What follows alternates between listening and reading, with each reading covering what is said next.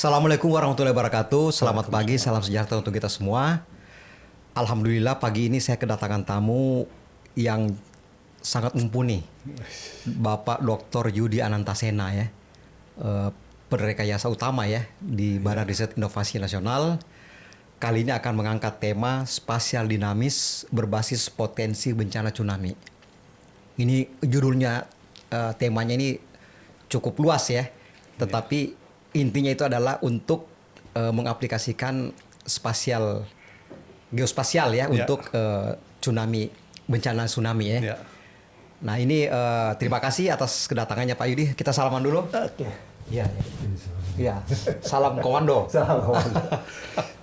Jadi alhamdulillah spasial dinamis berbasis potensi bencana tsunami ya. Kalau saya tahu Pak Yudi ini kan dulu backgroundnya kan geologi ya. Ya. Geologi S1 ITB, S2, S3, S3-nya di Jepang ya? S2 di Jepang. S2 di Jepang, S3 di Unpad. Lagi ya masih hangat ya. S3-nya baru spasial dinamis ya. Ya. Tapi tetap ujung-ujungnya itu berhubungan dengan air. Siap. Ya, laut ya. Ya. Tsunami kan di laut. Ya. Seperti itu. Ya mungkin kita bisa langsung saja Pak ya yang masuk. Bapak kan dari background-nya kan marine geology ya. Betul. Bisa nggak secara singkat diceritakan pekerjaan marine geologi seperti apa sih? Nanti ujung-ujungnya itu kita menuju ke spasial yang apa? Yang kita mau bahas sekarang ini, spasial dinamis itu untuk bencana tsunami. Kan marine geologi itu kan urutannya ya. Ya. Dari kompetisi awal, mungkin Bapak dulu waktu di Kepala Barunajaya ya. Sempat. Unit pelaksana tugas Barunajaya. Mungkin silakan Pak. Oke. Jadi mungkin memperkenalkan diri dulu Pak Saldi ya. Iya, silakan. Oke, nama saya Yudi Anantasena. Ini perlu saya sampaikan Pak Saldi, Anantasena nanti karena ada hubungannya di belakang. Jadi saya lahir di Bandung, kemudian sekolah SD, SMP, SMA sampai kuliah juga di Bandung seperti tadi Pak Saldi sampaikan. Geologi S1 Geologi ITB di Bandung. Jadi geologi ya, belum kemarin geologi. Namun di S2, waktu S2 di Tokyo University di Jepang, saya mulai mengambil marine geology. Itu juga waktu itu riset topiknya terkait dengan gempaan, prediksi gempa. Oh, sudah kegempaan memang. Ya, jadi prediksi gempa dari sekuen stratigrafi sedimen. Jadi di laut itu kan kalau setiap gempa itu ada guguran, ada longsoran. Nah itu kan terakumulasi, tersedimentasi. Nah dari situ dihitung. Energinya luar biasa itu ya. Dihitung nanti setiap berapa tahun sih, berapa ratus tahun atau berapa juta tahun, ribu tahun terjadi gempa yang dilihat dari prediksi tsunami. Terus kemudian S3 di Unpad tentang tadi Pak Saldi spasial dinamis. Saya perlu sampaikan kenapa nama saya Anantasena yang saya juga baru ngeh terakhir waktu saya masuk BPPT tahun 90. Anantasena itu ternyata Anantasena itu anaknya Bima Pak Saldi. Anaknya Bima? Anaknya Bima yang jagonya tuh di laut. Pas berarti ya? Pas. Padahal kalau di darat Antareja. Kalau di udara Gatot-Kaca. Ketika saya masih di Bandung, tentang geologi masih geologi darat, tapi begitu masuk ke BPPT tadi Pak Sadi sampaikan, saya masuk ke marine geologinya BPPT, yaitu pengelola kapal riset Barunajaya. Terus kemudian tadi saya sampaikan juga sekolah saya S2-nya marine geology. Jadi akhirnya paslah nama saya itu memang harus di laut. Dan mungkin nanti terkait dengan air-air itu semua. Jadi pengalaman ngurusin laut memang sudah mumpuni sekali ya. Insya Allah. Karena sudah bisa mengoperasikan 4 kapal riset waktu itu ya. Barunajaya. Dan ini Pak, itu kan background yang dasar sekali ya. Yang dari itu sehingga bisa masuk ke background pengembangan yang lain, misalnya spasial dinamis kan, dan hubungannya dengan potensi bencana tsunami. Itu bisa nggak dijelaskan? Mungkin publik agak bingung gitu. Apa sih hubungan antara spasial dinamis dengan potensi bencana tsunami itu? Bagaimana kira-kira pengertiannya gitu yang biar masyarakat lebih paham gitu. Jadi memang mungkin kalau mengenai ring fire atau Ring of Fire ya, cincin api. Mestinya sih masyarakat udah lebih terinfokan lah ya, bahwa daerah-daerah di Indonesia ini maaf, sangat rentan atau berpotensi untuk terjadinya gempa dan tsunami. apa namanya, kalau kita mengambil yang terakhir menjadi sangat viral itu kan akan adanya potensi gempa megatrust. Ya. Nah, gempa megatrust itu menjadi salah satu sumber tsunami. Sumber tsunami itu ada 4 sebetulnya. Megatrust, kemudian gunung api. Ya. Itu pun juga karena ada longsoran gunung apinya. Kemudian ada tebing atau perbedaan graben and horst, bahasa itunya tuh tinggian dan lembah lah kalau di ada perbedaan graben and horst ya, jadi graben. aduh kok saya lupa bahasa Indonesianya, lupa, maaf. Terus kemudian ada lereng juga di tepi pantai, jadi ada 4 sumber gempa itu. Jadi itu juga sangat terkait sumber gempa untuk menjadi potensi tsunami. Nah, kenapa saya akhirnya menggeluti mengenai spasial dinamis, karena memang semua potensi, saya bilang potensi ya, sekali lagi teman-teman atau siapapun yang mendengarkan, bukan prediksi ya, jadi jangan potensi kejadian tsunami. Jangan jadi terlalu berlebihan, tapi juga jangan mengabaikan itu. Ini karena potensi. Sampai sekarang memang belum ada yang bisa menentukan kapan akan terjadinya gempa dan potensi tsunami tersebut. Tetapi daerahnya itu sudah terpetakan. Terpetakan. Saya contohkan di selatan, ini karena sekarang posisi podcast kita ada di Jakarta, jadi kurang lebih misalnya di selatan Jakarta lah, yang di selatan Jawa itu. Selatan Jawa, kan itu ada tumbukannya, lempengnya Australia dengan Eurasia, dan di situ menjadi salah satu potensi megatrust, walaupun ada blok-bloknya juga, mungkin bisa di searching atau bisa dilihat lah di tempatnya di Google, di lain. Nah, itu menjadi salah satu potensi bencana tsunami. Itu sudah dipetakan oleh tim nasional, kemudian juga BMKG sudah juga melakukan prediksi atau analisa model matematisnya dengan kejadian atau potensi terburuk yang akan terjadi di selatan Jawa dan sekitarnya itu. Kira-kira berapa sih ketinggian tsunami yang bisa mencapai darat? Sampai tepi pantai, kalau BMKG sudah bikin peta itu, Pak. Tadi potensi tsunami di seluruh pinggir pantai di Jawa itu. Namun tentu saja belum cukup itu untuk memberikan apa kalimat, pengetahuan lah, bukan peringatan, termasuk peringatan juga, mungkin peringatan kepada pemerintah pusat maupun daerah, masyarakat, bahwa seberapa tinggi dan seberapa jauh kira-kira tsunami bisa mencapai daratannya. Artinya itu istilahnya inundasi. Itu sedang digarap juga BMKG kalau saya tahu ya.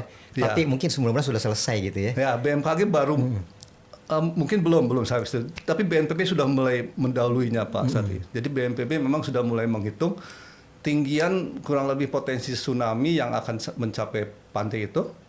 Kemudian dia akan dikalikan atau ada koefisien ketinggian, topografi, kemiringan lereng. Kemudian juga ada koefisien kekasaran permukaan.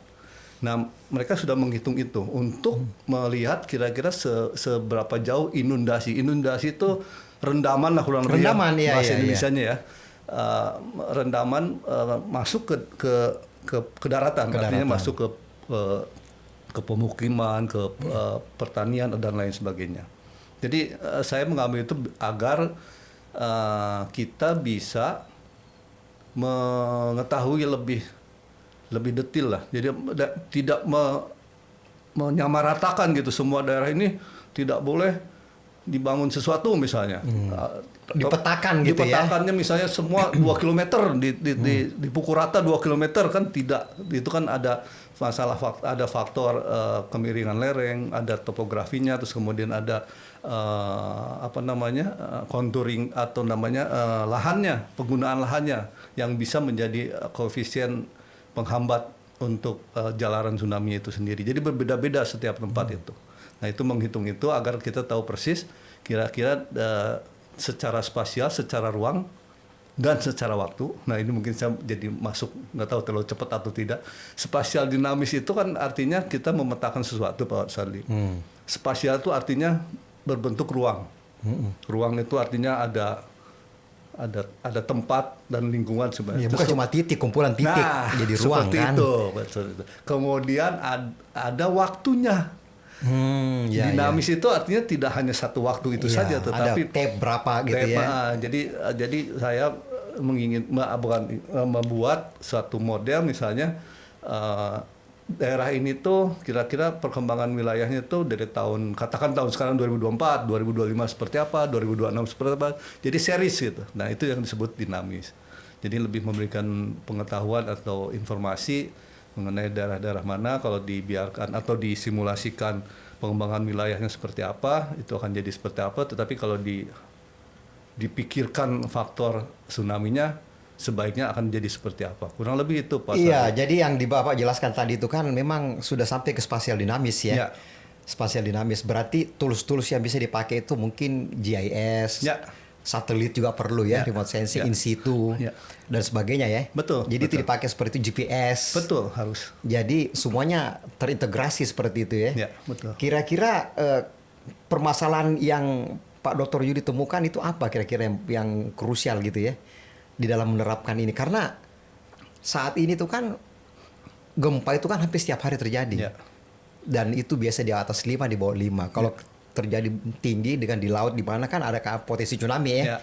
Nah, sehingga metode ini apa yang dibuat ini sangat penting gitu karena untuk keselamatan kan. Betul. Sampai seberapa jauh dia merendam inundasinya kan gitu. Betul. Kira-kira permasalahan seperti apa Pak yang Bapak temui kira-kira dalam implementasi metode yang Bapak kembangkan ini gitu?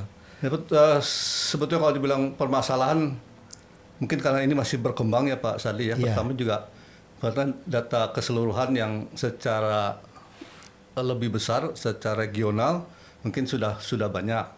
Artinya peta misalnya dari Badan Geologi, dari BMKG, dari BNPB itu sudah banyak peta tentang potensi bencana dan lain sebagainya. Mungkin memang harus lebih detail lagi skala-skala petanya sehingga memang nanti secara area tertentu yang lebih bisa diaplikasikan itu lebih jelas gitu kepada masyarakat atau kepada pemerintah daerah. Tapi itu memang dalam proses memang harus kita akui. Menurut saya sih bagus di Indonesia sudah mulai berkembang cepat ya untuk mitigasi bencana ini, terutama sejak tsunami 2004 itu ya.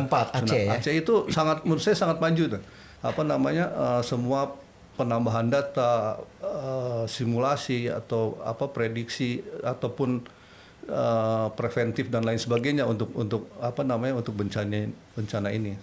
Jadi itu yang pertama. Kemudian memang ilmu ini masih berkembang. Jadi seperti saya sampaikan tadi, untuk sampai model matematik untuk simulasi model matematik untuk simulasi tsunami itu sudah banyak. Iya, sudah banyak.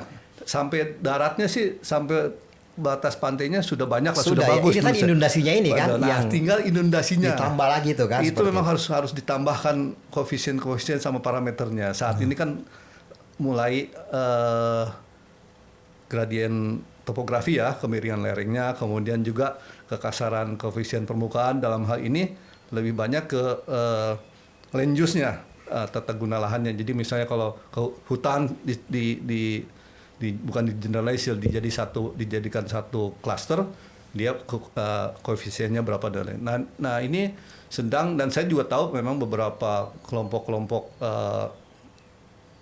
ahli sudah mulai berlomba-lomba untuk menambahkan lagi semua itu. Jadi memang ini sedang berkembang cepat gitu. Artinya mudah-mudahan bukan kita sebut sebagai masalah, tapi memang ke depan akan lebih banyak atau lebih detail nanti data yang bisa kita peroleh itu. Ya, jadi ini menarik sekali nih Pak. Jadi apa yang Pak Yudi lakukan ini kan sangat penting ya. Betul. Ada institusi BMKG yang punya otoritas untuk memberikan informasi ya kalau ada gempa dan potensi, kalau ada peringatan dini tsunami, kalau ada tsunami potensinya seperti itu. Dan spasial dinamis ini salah satu komponen kan yang harus diinjeksi ke dalam Inatius. Seperti itu. Jadi memang harus berkoordinasi ya. Harus berkoordinasi kalau memang sudah ada inovasi yang sudah bisa sudah proven gitu. Betul. Kan. Ya BMKG wajib menggunakan itu. Betul. Karena kan nggak mungkin BMKG bikin semua kan. Betul. Kan terbatas sekali operasional ya. Jadi semua para periset dari BRIN di perguruan tinggi kalau memang ada produk itu harus memang dipakai, diaplikasikan seperti itu. Betul. Dan kalau menurut pengalaman Pak Dr. Yudi Anantaséna ini secara lingkungan strategis global ya. Bisa nggak ada negara yang jadi contoh gitu yang kesiapan terkait dengan spasial dinamis ini dalam mengatasi ya gempa tsunami itulah mungkin. Mungkin apa negara yang bawa pilih mau apa Jepang atau apa ada nggak yang kira-kira jadi contoh gitu? Iya sih, sebetulnya kan. Atau memang kita sudah lebih maju juga gitu? Ya, sebetulnya memang kita terutama dengan adanya sejak 2004 itu, kita sangat progresif lah untuk dan bahkan misalnya untuk peringatan dini tsunami itu kita sudah bisa menyamai misalnya Jepang, Amerika waktu itu dengan India. Kalau bisa menyebut nama negara contoh sih memang yang paling intensif mestinya sih Jepang ya Pak dan Amerika lah kalau dalam hal ini. Tapi kita sebagai negara yang sangat kompleks dan sangat banyak potensi bencananya, mestinya kita juga akan lebih cepat. Dan saya juga mau sampaikan seperti tadi Pak Sali sampaikan, memang ini multidisiplin ya. Dan harus dilaksanakan bersama-sama. Artinya memang seperti Pak Sali sampaikan tadi, masing-masing punya tugasnya, misalnya BMKG apa, BNPB apa, universitas atau ahli-ahli kelompok keahlian masing-masing, bahkan swasta juga bisa melakukan. Nah, misalnya saya sampaikan di sini untuk pemodelan yang spasial ini pun itu dibuat oleh tim nasional. Artinya bukan yang saya pakai itu tidak membeli dari luar, tapi yang dari dalam. Kemandirian bangsa kan. Kemandirian bangsa. Ya. Jadi itu kita bisa bikin sendiri, kenapa enggak kan? Betul. Dan mestinya sih kalau lokal wisdomnya ya artinya ada di dalamnya gitu. Jadi lebih bisa mengetahui mengenai kondisi topografi atau kondisi ekologi dan lain sebagainya tentang Indonesia yang daerah tropis dan lain sebagainya. Bukan sekedar mengadop misalnya daerah di lintang tinggi dan lain sebagainya. Karena beda-beda ya. Karena karakteristiknya juga beda seperti itu ya. Kalau secara geologi kan juga kita busur kepulauan yang memang mirip dengan Jepang misalnya, berbeda lah misalnya dengan Amerika misalnya yang kontinen gitu ya segala macam. Jadi memang harus nasional dan harus berbagi tugas. Ini multidisiplin ilmu, mulai dari hulunya, misalnya dari sisi geologinya, geodinamiknya, kemudian tsunami-nya, pemodelannya, ocean engineering, kemudian sampai perencanaan wilayah misalnya. Dan itu pun sosial, ekonomi juga masuk Pak Saldi di dalamnya. Iya, jadi apa yang Pak Yudi sampaikan ini kan saya teringat lagi dengan Perpres 93 itu tahun 2019 kan 19. Terkait dengan penguatan dan pengembangan Inatius. Betul. Memang itu sebenarnya tsunami gempa ya, tapi kan bisa untuk pengembangan lain juga bisa sebenarnya. Itu kan sudah ada komponen struktur, ada kultur. Struktur itu BMKG sebagai focal point dengan BPT dulu ya, sekarang BRIN lah.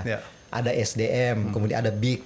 Kemudian di sini kan ada BNPB kan, BPBD, pemerintah daerah segala paling banyak lah. 14 institusi kalau nggak salah lebih yang di bawah itu. Saya pikir ini end to end ya, harus semua diperkuat. Setuju. Tidak bisa canggih di atas tapi di sininya lelet. Karena kalau lelet di bawah banyak korban kan? Karena yang punya masyarakat itu adalah kultur kan? Pemda punya, BPBD segala macam. Jadi saya pikir juga BMKG bekerja sama dengan Pemda itu sudah jalan dari dulu dan kita lengkapi. BPBD lengkap semua sistem penerima informasinya, macam-macam lah gitu ya.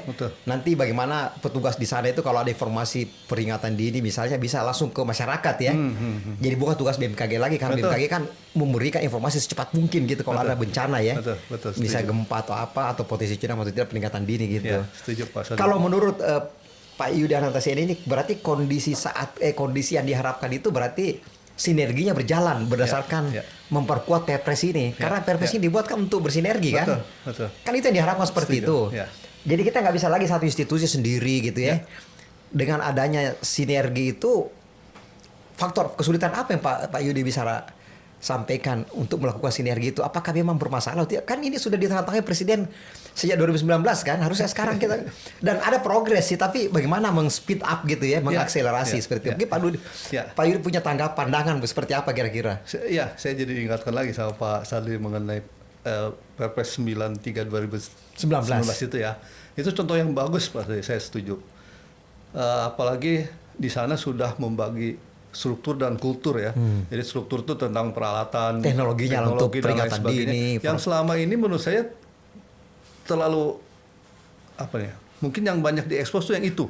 Ya, betul. Sehingga masyarakat awam atau masyarakat umum bicara, wah ini mau teknologinya, sorry pakai saya ada bahasa Sundanya pakai mah. Nggak apa-apa. Ini teknologinya terlalu ketinggian, bukan buat kita segala macam. Iya. Kita percaya, dan itu memang seperti sampaikan pasal di end to end. Jadi memang itu baru di hulu itu. Yang hilirnya ini perlu. Kultur itu menurut saya ini karena ini keselamatan di sini yang paling kan? berat dan yang paling penting sebetulnya kultur itu. Kalau hanya di struktur nggak nyampe ke kultur, nggak ada apa-apanya, percuma. Maksudnya bukan percuma dalam arti sama sekali tidak gunanya, ada gunanya, tapi mungkin tidak optimal sesuai dengan tujuan. Iya. Di sini yang paling berat kultur sebetulnya, makanya tadi itu harus multidisiplin, multi institusi, dan menurut saya contoh dari Perpres yang 93 ini sangat bagus sebagai contoh untuk kebersamaan atau koordinasi mulai dari hulu sampai hilirnya itu semua bisa melaksanakan tugas masing-masing. Memang mungkin tidak semuanya sama kecepatannya, tidak semuanya sama fokusnya, sehingga ada yang keteteran lah di sana sininya. Tetapi menurut saya kalau kita fokus di situ dan kita juga memang berniat melaksanakan itu dengan baik, saya rasa ini bisa jadi satu program yang sangat bagus dan bisa dicontoh oleh yang lain. Tidak sekedar kayak mungkin jago-jagoan gitu soal wah kita udah bikin buoy, kita udah bikin cable base tsunami itu kan meter, alat kan? Iya, kita bikin seismometer, itu kan alat. Karena memang kita harus punya sesuatu yang bisa pasti, dalam arti mungkin mengkuantifikasi lah sesuatu ya. Karena kalau potensi gempa atau tentang bumi sendiri yang parameternya sangat banyak itu semuanya jadi tidak bisa kita kuantifikasi, tetapi mau tidak mau kita harus bikin model untuk melakukan kuantifikasi, karena kalau tidak pasti, tidak ada suatu hitungan yang pasti, akan susah kita membuat kebijakan untuk pencegahannya atau mitigasi dan lain sebagainya. Dan itu tidak hanya alat-alatnya saja, modelingnya saja, dan lain, itu harus sampai penerapannya. Dan modeling alat itu pun sebetulnya harusnya berdasarkan kebutuhan dari kulturnya itu. Jadi harus menyesuaikan dengan kultur masyarakat. Artinya misalnya katakanlah peringatan dini misalnya kalau langsung ke Jakarta terlalu lama, tapi dengan teknologi sekarang sih bisa hitungan detik sebetulnya. Tetapi begitu dari Jakarta kembali ke daerah yang terdampak, nah di situ harus mulai juga ada kesamaan keahlian atau kesamaan kompetensi untuk juga segera menyebarkan itu ke masyarakat. Walaupun harus diakui di situ yang paling berat kalau menurut saya, seseorang yang misalnya di daerah atau seseorang itu artinya bisa kepala daerah atau siapapun yang harus melakukan pengambilan keputusan atau ini diumumkan atau tidak pun sebetulnya sangat berat. Nah itu mungkin harus memang ada pembelajaran terus-menerus untuk meyakinkan bahwa ini data yang peringatan yang benar, ini harus disampaikan ke masyarakat. Nah masyarakat pun juga yang saya tahu sih memang sudah banyak juga dilakukan sosialisasi, pelatihan kebencanaan, suka ada di BMKG sekolah lapang gempa, macam-macam gitu ya. Ada simulasi kalau latihan sirine terus kemudian kemana tiap tanggal 25 itu. Nah kan ada exitnya itu menurut saya harus tetap supaya orang tahu ya. Betul. Sehingga walaupun memang belum tentu dalam waktu yang singkat, seperti misalnya di Semelu kan udah turun-temurun dari puluhan ratusan tahun sebelumnya, sehingga mereka tuh tahu kalau ada gempa tidak ke pantai tapi naik ke atas gitu, yang Semong itulah. Nah itu Semong, iya betul. Nah, itu pun sebetulnya bisa dilakukan secara nasional, artinya di daerah-daerah yang sangat rawan bencananya. Iya. Apa yang Pak Yudi sampaikan ini ya betul sekali ya. Kita memang ini perlu kerjasama yang kuat gitu ya. Betul. Nggak bisa ada orang bilang tidak ada lagi istilah menyalahkan siapa-siapa gitu. Betul. Kita harus bersama-sama. Betul. Karena ini kan nyawa. Jadi ada yang kita selalu dengungkan itu zero victims. Yes. Betapapun rawannya bencana gempa yang terjadi, tapi 0 korban jiwa. Itu penting. Harta benda boleh. Ya. Nah itu Jepang sudah pernah lakukan kan. Ya. ada yang ini tapi 0 yang mati gitu kan seperti itu. Jadi sebenarnya kita bisa mencontoh negara Jepang ya salah satunya ya. Mulai dari TK, SD, dia sudah tahu gitu ya. Kapan harus keluar, kapan tidak. Nah, kita kembali kepada sistem yang Pak Yudi Antasena bangun ini ya, yang spasial dinamis itu. Itu frameworknya itu, kerangkanya itu berbasis apa sih? Spasial dinamis itu mungkin banyak yang mau tahu gitu ya.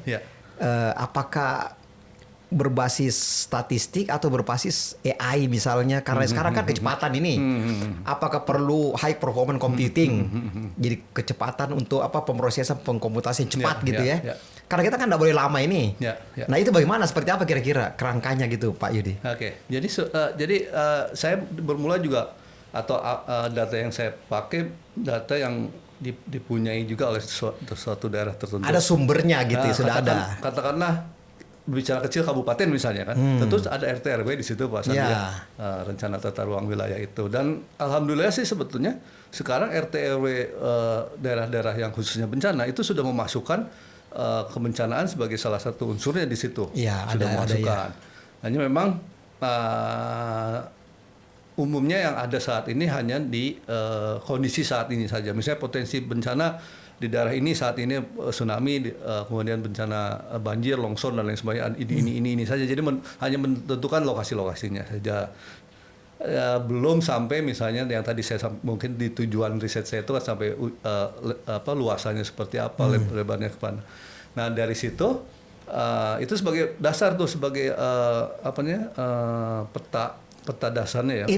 Input sistem ke dalam sistem itu kan ya dibangun. Ya. Kemudian input system itu kan biasanya land use-nya atau guna lahannya itu banyak. Banyak ya, beberapa layer ya. Beberapa layer. Nah, kita sesuaikanlah misalnya dengan kemampuan softwarenya.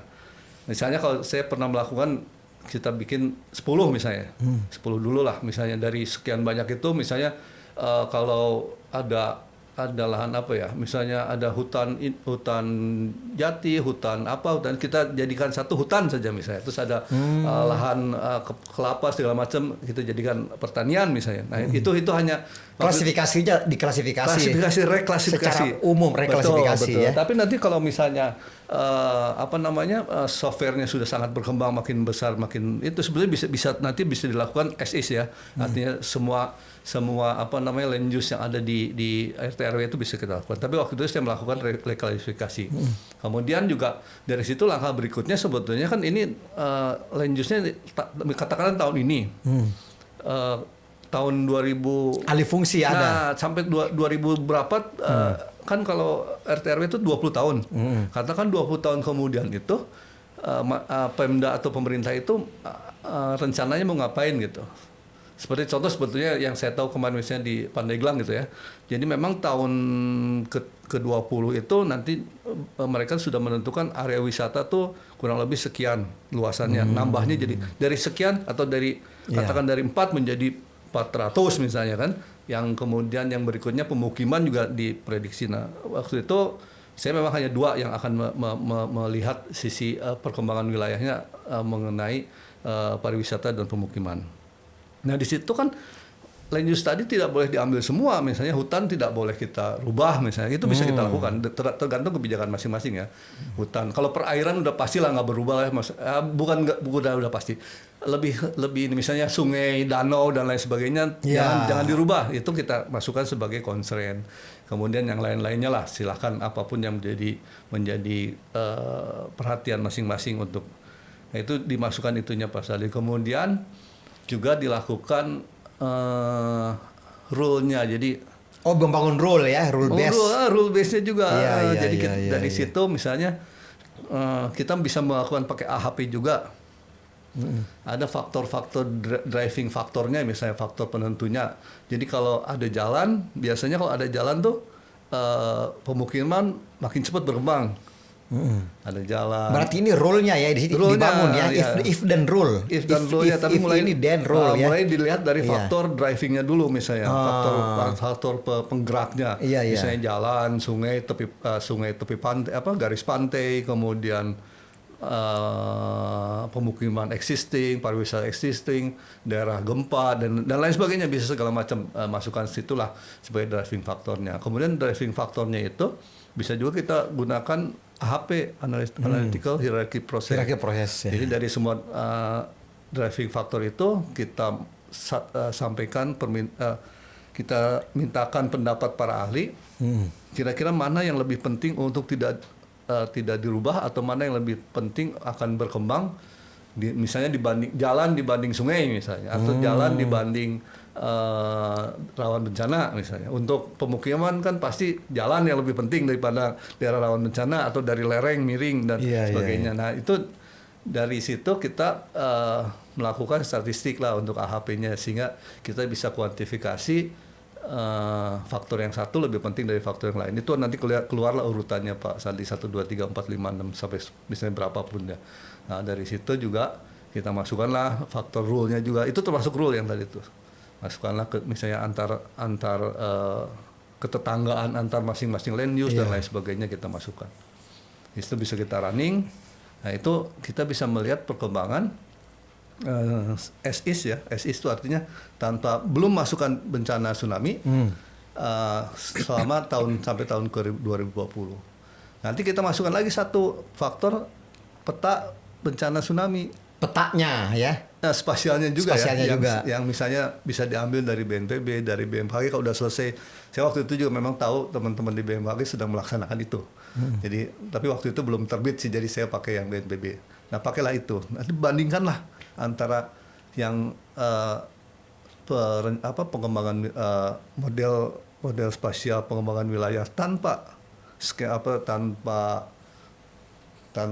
potensi bencana tsunami dan dengan potensi bencana tsunami. Nanti terlihat di situ memang ada daerah-daerah tertentu yang sebetulnya juga tidak menyamaratakan. Misalnya di daerah tertentu berkembang pariwisata, tapi di pinggir pantainya agak tidak dilakukan untuk aktivitas wisata, misalnya bisa dilakukan untuk tetap hutan bakau dan lain sebagainya gitu.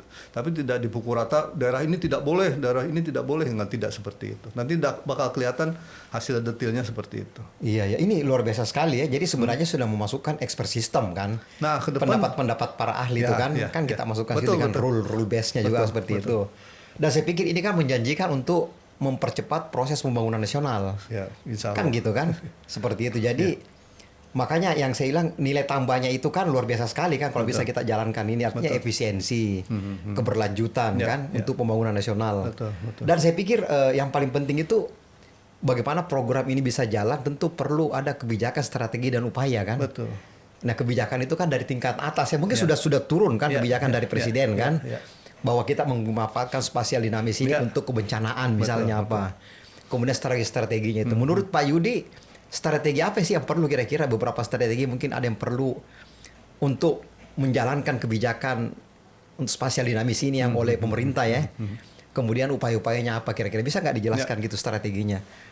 Baik sistem, hardware, software, SDM kan tentu. Ekosistemnya juga kan, inovasinya bagaimana? Seperti apa Pak? Memang sih, saya mungkin berharap memang harus ke sana ya. Walaupun sekarang di dalam katakanlah RT/RW itu juga sudah melakukan GIS. Teknologi lah. Syarat teknologi lah. Jadi memang saya waktu itu juga menggabungkan itu dibantu dengan data atau peta spasial yang ada di RT/RW masing-masing. Jadi sebetulnya langkah itu langkah itu meneruskan saja gitu ya. Iya. Jadi tidak meneruskan dan memperkuat. Nah itu, jadi tidak sesuatu yang baru dan tidak sesuatu yang merubah apa yang sudah tapi kita lakukan. Tapi itu akan menjanjikan untuk ekonomi kita kan. Jadi ekonomi tetap jalan, pariwisata tetap jalan, tapi mana-mana saja yang memang harus lebih kita perhatikan gitu. Dan itu tidak mudah-mudahan sih tidak memukul rata daerah ini tidak boleh, daerah ini tidak. Katakanlah contoh inilah Pak Sandi, kalau saya jadi harus ngambil contoh akhirnya, misalnya Tanjung Lesung lah ya.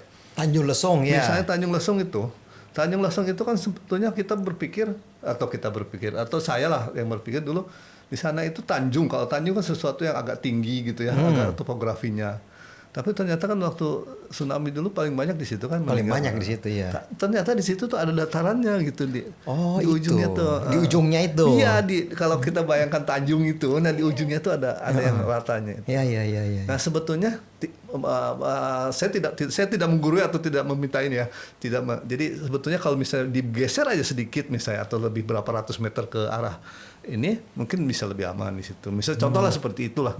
Jadi sementara kalau rekreasinya katakanlah tetap di pinggir pantai itu yang apa namanya yang landai itu yang bagus itu.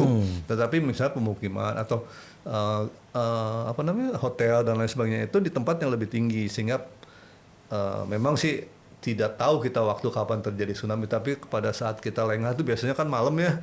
Rata-rata begitu ke malam. Jadi mungkin itu mungkin bisa lebih membantu mengurangi korban lah kalau fasilitas guest house-nya atau hotelnya itu lebih tinggi. Atau mungkin sekarang kan di daerah-daerah pesisir itu kan lantai 1 kan tidak boleh untuk nginap. Nah, kalau ada tsunami kan bahaya sekali. Mungkin lantai 4 mulai kan atau 3. Betul. Artinya ada shelter gitu ya. Betul. Dan saya lihat di daerah Cilegon itu kan sudah banyak shelter tempat tinggi ya. Nah, ini sebenarnya yang paling penting itu masyarakat kan yang kita mau bantu ini. Betul. Jadi perlu ada sosialisasi, sudah ada, saya yakin sudah banyak sekali sosialisasi. Cuma itu yang jarang itu latihan evakuasi. Nah, betul. Saya menyarankan dulu pernah ya. Nggak tahu kalau Pak Yudi mungkin ada yang lain. Hari Jumat itu kan jam kerida olahraga.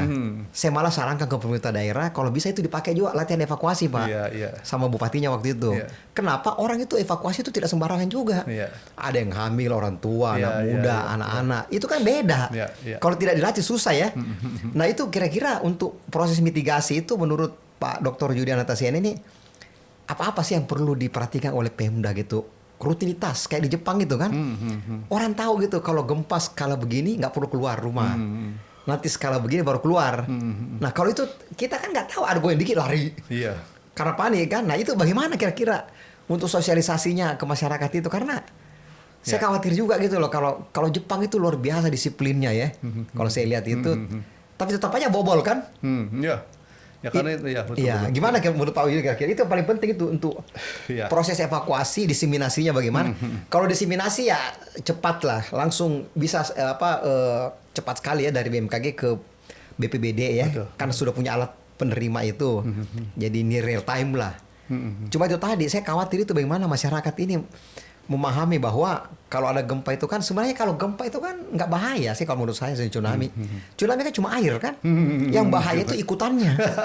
Ada besi, ada apa. Kalau gempa yang bahaya itu kalau deruntuhannya kan. Betul. Kan gitu. Kalau kita dulu nggak apa-apa mau gempa goyang-goyangnya nggak apa-apa kan.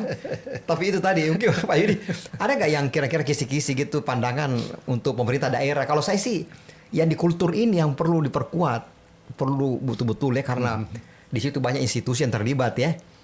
Kira-kira Pak Yudi pandangannya seperti mungkin betul bisa sih, betul. Jadi kalau kita kembali ke tadi yang tentang kultur dan struktur itu ya Pak Sadli ya. Kita kan memang sama-sama orang eksak lah, jadi orang kalau dulu IPA ya. Ya, struktur lah kita bacakan. Di struktur. Jadi saya juga memahami lah gitu, begitu beratnya pasti orang-orang budaya atau sosial masyarakat dan sebagainya, sosiologi apapun lah untuk mulai menanamkan kepada masyarakat mengenai pemahaman, pengertian dan kemudian jadi kebiasaan ya. Jadi sesuatu kebiasaan yang dilakukan. Ya kalau yang paling sering mungkin orang-orang melihat sih contohnya yang di Jepang gitu ya. Saya juga pernah tinggal di Jepang kan 3 tahun. Jadi di sana tuh mulai dari kecil tuh anak-anak sudah tahu, sudah di TV juga sudah sering, di mana di sekolahan juga sering sekali untuk mengingatkan, latihan-latihan itu juga sering dilakukan dalam skala yang kecil maupun yang skala yang besar ya. Nah kalau skala besar lebih repot ya kita, apalagi dengan kondisi kita misalnya yang belum tersosialisasikan dengan baik. Tapi itu merupakan satu faktor yang harus dilakukan itu dan itu memang saya percaya bukan karena ini ya, memang faktornya banyak dan itu tidak mudah, tapi harus kita lakukan dan harus kita tetap jangan putus asa lah untuk melakukan itu. Apalagi sekarang kan ada banyak medsos, mungkin podcast seperti ini. Banyak bisa diambil di informasi-informasi itu kan. Betul. Tapi saya ingin menyampaikan tadi Pak Sadli juga, saya kembali karena daerah saya memang daerah kemarin di pesisir barat Banten itu ya. Di situ di Teluknya, aduh saya kalau lupa ya, di situ tuh adalah kondominium, bukan kondominium, flat yang lama tuh ya. Flat. Apa sih namanya tempat di atas, kalau saya jadi lupa. Itu lantai bawah itu jadi tempat parkir mobil loh Pak Sadi. Jadi sebetulnya sudah ada itu, kita sudah melakukan itu dari dulu, sudah melakukan. Jadi kalau itu ada flat ya, jadi di bawah itu parkir mobil, dan itu bolong dari sini ke sana tuh nggak ditutup pintu, nggak ditutup. Memang sudah itu kalau ada apa-apa kan. Itu kan pasti jadi ngerti kan kalau ada air dia ke sana. Ya oke lah kalau mobil hilang maksudnya nyawa kan. Tapi nyawa di atasnya lebih aman gitu. Dan itu dilakukan semua. Itu sebetulnya kalau hal seperti itu diterapkan secara konsisten, itu lebih banyak membantu lebih cepat. Artinya kalau masyarakat yang itu di tepi pantai persis sih memang, tapi dia di lantai tidak di lantai bawah. Aktivitasnya di lantainya di minimal di 2. Yang saya nggak tahu di dalamnya seperti apa, mungkin tapi 2, 3, 4 kalau nggak salah, sampai 4 kalau nggak salah lantainya itu. Tapi di bawahnya dia bolong. Maksudnya bolong tuh artinya kalau air dari sisi laut itu ya bisa jalan. Tidak ini. Tidak mungkin juga rumahnya juga aman kan? Kan dia jalan kan. Minimal at least 3 meter, 4 meter masih oke lah gitu ya. Tapi kalau lebih dari itu memang bencananya yang tidak bisa kita prediksi. Itu kan sudah eksis bangunan di situ, itu sudah cukup bagus. Mungkin nanti kalau dari perencanaan situ, apakah di situ memang potensi gempanya potensi tinggi tsunami-nya lebih dari 5 atau tidak gitu. Kalau tidak ya tidak apa-apa di situ gitu maksudnya. Tapi di tempat lain yang lebih besar janganlah dibangun yang persis di pantai yang tidak memperhatikan itu. Sebetulnya arah bangunan pun juga sudah, kalau di Jepang sih sudah mengikuti kurang lebih arah aliran tsunami-nya bakal dari mana. Jadi apa yang Pak Yudi sampaikan ini sebenarnya penegakan aturan yang perlu diperhatikan juga. Betul. Kalau memang di situ tidak boleh ada pemukiman, jangan dikasih izin kan? Kan gitu kan? Iya. Nah itu kan dituangkan dalam RT/RW. Itu ada RT/RW seperti itu kan, makanya kalau RT/RW-nya bagus. Saya pikir itu penegakan aturannya jalan juga dengan sendirinya. Makanya saya mengambil bahannya tuh dari data dasarnya dari RT/RW biar lebih bisa digunakan gitu. Artinya tidak mengambil peta sendiri, ngarang sendiri, enggak. Artinya apa? Sudah ada basis datanya kan? Betul. Jangan sampai ini sia-sia nggak dipakai gitu kan? Hanya untuk memperkuat tadi saya bilang kan. Betul. Tidak untuk merubah, tidak untuk memulai dari yang baru, tidak. Terkait dengan spasial dinamis dan inovasi-inovasi itu kan memang tidak akan berhenti di satu tempat ya, terutama terkait dengan bencana gempa tsunami. Itu banyak sekali bisa kita kembangkan kan. Nah menurut Pak Yudi, apa yang Pak Yudi lakukan ini kan salah satu yang bisa dipakai ini, tapi banyak sekali yang bisa kita buat kan, inovasi-inovasi. Dan kalau Pak Yudi, menurut pandangan Pak Yudi, kondisi SDM bagaimana gitu? Kan kita kan perlu SDM ini untuk membangun itu, sistem-sistem itu kan, mau inovasi, bagaimana dukungan misalnya BRIN ya, Badan Riset Inovasi Nasional gitu kan, bagaimana SDM kita, apakah SDM kita sudah cukup atau kalau belum cukup kita mesti sekolahkan atau apa gitu, atau pendidikan di mana gitu di luar negeri ya. Tapi menurut Pak Yudi yang lihat sendiri kondisi di tanah air kita ini, SDM kita itu mulai di perguruan tinggi, lembaga riset, kementerian lembaga, apakah ini sudah cukup ini? Tinggal eksekusi aja kira-kira atau gimana? Mungkin kalau saya bilang cukup sih nanti di komplain orang juga ya, enggak, mungkin belum ya, tetapi belum cukup. Tetapi yang ada itu bukan tidak mampu atau tidak cukup. Iya, itu betul. Bisa memulai dari situ Pak Sadli. Dan saya percaya dan yakin orang-orang Indonesia itu kalau fokus, atau maksudnya kita punya program yang fokus, diarahkan dan jelas mau kemana, itu pasti cepat untuk beradaptasinya dan tidak kekurangan orang untuk pintar-pintar kalau saya. Nah, kalau disampaikan SDM-nya sudah mumpuni, sekarang sistemnya Pak, karena SDM itu bisa optimal kalau sistemnya bagus. Betul. Nah, bagaimana berkoordinasi? Kalau saya sih terkait riset inovasi itu yang mbahnya itu imamnya itu adalah BRIN. Betul. Kalau menurut pandangan saya ya, Badan Riset Inovasi bekerja sama dengan perguruan tinggi, banyak perguruan tinggi hebat-hebat kan kita. Kalau seperti lembaga operasional kayak BMKG kan memang dia mengoperasionalkan kan. Apa hasil-hasil yang ada di sini tuh ya akan dipakai nanti oleh kemandirian bangsa kita karena anak bangsa itu. Nah itu tadi menurut Pak Yudi bagaimana kira-kira posisi BRIN misalnya kan bisa mengambil mengkoordinir nggak itu misalnya dari segi bagaimana, karena ini kan mesti efisien, percuma yang dibikin para inventor kalau tidak diketahui oleh badan yang operasional.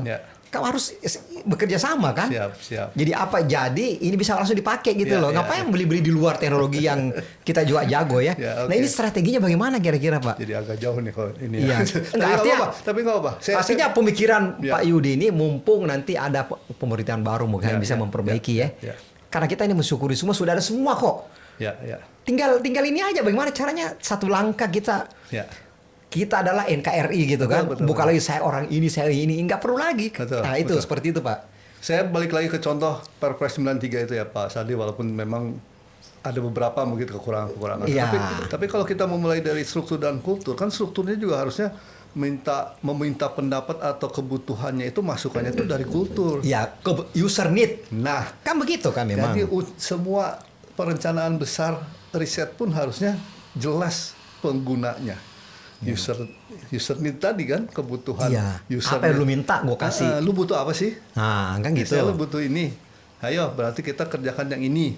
Nanti didukung sama ahli-ahli yang ini. Ya itu bikinlah, terus nanti berapa tahun deliver lah atau kasihkanlah outputnya, outcome-nya itu ke para yang membutuhkan tadi. Harusnya memang seperti itu, jelaslah harus seperti itu kalau menurut saya. Jadi jangan membuat sesuatu yang meng-create sesuatu di tapi tidak bisa dipakai misalnya. Saja yang belum dikomunikasikan, harus komunikasi sama-sama. Komunikasi yang penting karena memang kan selalu dibilang menjadi apa ya, bahasa atau selalu Pameo kali ya yang bilang paling sulit itu melakukan koordinasi di pemerintah. Diucapkan gampang, dilaksanakan susah. Dan itu selalu diulang-ulang oleh siapapun, oleh masyarakat, tapi kan sesuatu yang sebetulnya dengan era sekarang harusnya komunikasi itu lebih mudah ya, lebih banyak baik transformasi digital kan, kita bisa komunikasi cepat kan. Dulu kan zaman kita masuk lah ke PNS, boro-boro ada WA, boro-boro ada apa. Betul itu. Kalau sekarang kan sebagai misalnya manajerial dimanapun, waktu kita masih manajer gitu kan, kita kan malam masih di WA, jadi komunikasi itu sebetulnya lebih intens. Kalau dulu kan kita keluar kantor aja udah aman lah, nggak punya, kalau di telepon kan ke kantor, di fax ke kantor gitu ya. Nah sekarang sebetulnya udah harus lebih bagus, dan saya rasa sih udah lebih bagus lah harusnya ya, dengan fasilitas yang ada saat ini. Namun memang mungkin belum maksimal atau belum optimal karena memang banyak sekali yang harus dikerjakan gitu ya. Tapi sebaiknya sih semua melakukan hal seperti itu. Jadi yang di hulu itu dalam membuat sesuatu, mau baik riset atau apapun, itu harus tahu siapa end usernya. Waktu kita bikin itu harus tahu kita tuh akan bikin ini buat siapa sih, dan akan tujuannya ke masyarakat tidak gitu. Seperti misalnya yang Perpres 93 tadi kan sebetulnya mitigasi bencana tsunami dan gempa. Kan di situ bukan tujuan utamanya bikin seismograf, bikin buoy, bukan kan, tapi intinya tadi Pak Sadi bilang untuk zero victim, ujungnya keselamatan lah, katakanlah sempurnanya atau idealnya zero victim, tapi memang berat ya, tapi ini mengurangi korban dan lain sebagainya. Nah itu tujuan utamanya. Jadi semua yang melakukan kegiatan dari kultur sampai struktur itu harus ujungnya kayak ke situ gitu. Menurut saya sih itu yang penting, dan itu yang memang susah dilaksanakan dan gampang diucapkan ya, berkomunikasi lah gitu. Iya, saya setuju dengan Pak Yudi. Memang pemimpin itu tugasnya bagaimana berkoordinasi kan sebenarnya. Jadi peran kepemimpinan kan sebenarnya itu. Kalau pelaku itu kan tergantung perintah kan. Kan kita fasilitasi dan dia melaksanakan seperti itu. Dan memang fungsi koordinasi itu dilakukan oleh pemimpin kan. Bukan oleh periset-periset itu kan, bukan itu kan ada yang lebih tinggi kan seperti itu. Jadi saya semakin yakin apa yang disampaikan Pak Dr. Yudi ini, bahwa koordinasi dan sinergi itu sangat penting. Tidak ada lagi istilahnya kita tidak punya anggaran. Anggaran itu nomor keberapa ya. Dengan bersinergi ya punya anggaran banyak kan, akhirnya kan bisa disinergikan, bisa lebih efisien gitu. Dan para manajer itu ya apapun namanya ya, mau di pemerintahan mau di swasta kan sebetulnya mereka memulainya dari bawah harusnya kan, dan punya jam terbang. Jam terbang ini tidak hanya keahlian semata, tapi kan ada pengalaman, ada sosialisasi, kolega, koneksi dalam hal positif. Ya nggak negatif lah gitu ya, kan sekarang koneksi itu rasanya jadi banyak yang negatif. Itu kan dibangun dari semenjak bawah gitu sampai kurun waktu tertentu, dia dianggap sudah cukup matang, naiklah dia ke posisi manajer tertentu, nanti naik lagi lebih tinggi. Semestinya sih seperti itu. Jadi dilengkapi dengan jam terbangnya lah katakan, itu membuat semuanya bisa dilaksanakan. Ya, itu idealnya. Kita kembali sedikit lagi mengenai spasial dinamis ini kan. Ini kan syarat teknologi kan. Siap. Bagaimana bisa diimplementasikan ke seluruh Indonesia gitu kan, kan seperti itu. Mulai dari perencanaan RT RW dan sebagainya untuk menanggulangi bencana lah istilahnya ya. Artinya bencana kita nggak bisa tahan. Betul. Tapi bagaimana mitigasi kan? Betul. Ini kan salah satu mitigasi memperlihatkan bahwa ini begini, kita harus bagaimana kan seperti itu. Ya mungkin dari Pak Dr. Yudi Anantasena ini sebelum kita selesaikan, apa ada mungkin ada kata closing statement gitu ya terkait dengan pengembangan spasial dinamis ini untuk pembangunan nasional kita ya, karena ini tidak lepas dari pembangunan nasional kan. Kita mengakselerasi itu. Mungkin ada closing statement terkait juga bagaimana mengencourage para generasi muda milenial bahwa tantangan inovasi itu di depan mata gitu ya, untuk kemajuan negara kita. Silakan Pak. Oke, kalau saya mengambil dua kata kunci saja, misalnya tadi spasial dan dinamis gitu ya. Sebetulnya alhamdulillah kalau spasial tuh generasi sekarang tuh Google Map pasti udah jago banget lah ya, Waze dan lain sebagainya. Jadi artinya sudah masyarakat tuh sudah mulai terbiasa dengan spasial, dengan keruangan tuh ruang spasial ya, bahasa Indonesia kalau nggak salah keruangan itu. Keruangan ya, bukan pergi ke satu ruangan, bukan ya, keruangan. Iya, ruang ya. Jadi artinya dia bisa membaca peta, insya Allah ya sekarang sudah mulai terbiasa, walaupun belum semua memang misalnya. Nah itu sudah mulai modal awal untuk membangun ini lebih bagus.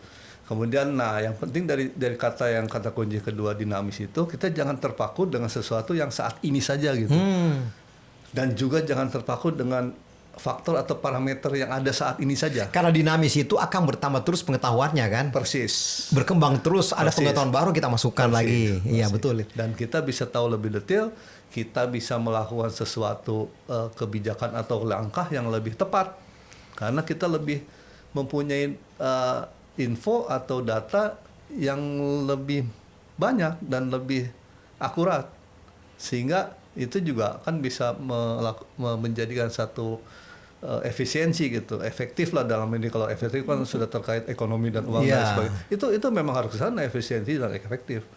Dengan data yang lengkap, dengan data yang lebih banyak, dengan data yang lebih akurat, kita bisa membuat satu kebijakan yang lebih tepat, yang ujungnya menjadi lebih efisien dan efektif. Efisien dan efektif ini tadi terkait juga dengan tadi kerugian bencana, kerugian victim, korban dan lain sebagainya.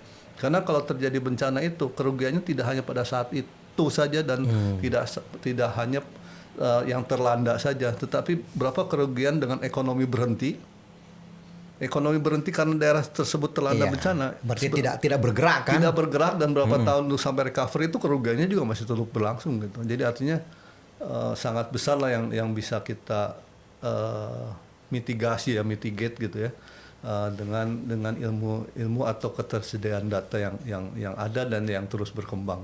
Saya kira dengan zamannya milenial atau apapun lah sekarang Gen Z apapun cepat ya, itu pasti lebih cepat. Itu pasti lebih cepat dalam hal seperti itu. Jadi sebetulnya itu merupakan faktor positifnya untuk perkembangan riset mengenai spasial dinamis itu, Pak Sandi. Iya, terima kasih Pak Dr. Yudi, sangat mendalam sekali ya kata mudah-mudahan ada ya. manfaatnya. Tapi sebelum kita tutup, intinya adalah satu, bahwa para milenial ini harus kreatif ya. Semua sudah tersedia soalnya. Betul. Kan. Tinggal kita kreatif, kita mau bikin apa, kita tinggal ambil ya kayak di supermarket gitu ya.